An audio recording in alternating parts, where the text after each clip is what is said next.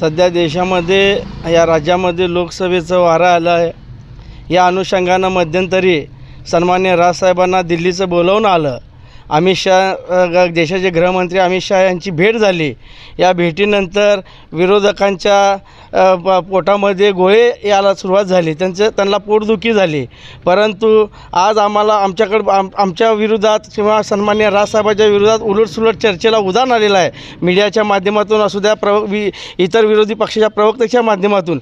परंतु आम्ही तुम्हाला एक सांगू इच्छितो, सन्मान्य राजसाहेब ठाकरे यांनी येणाऱ्या 9 तारखेला गुढीपाडव्याच्या दिवशी शिवतीर्थावर ते जे आदेश देतील तो आदेश शिरसावत मानून आम्ही महाराष्ट्र सैनिक जे ते साहेब बांधेल ते धोरण आणि बोलल ते धोरण आणि बांधल ते तोरण या अनुषंगानं आमचा महाराष्ट्र सैनिक आहे. आम्ही आमचा महाराष्ट्र सैनिक साहेबाचा आदेशाचं तंतोतंत पालन करणार आहे.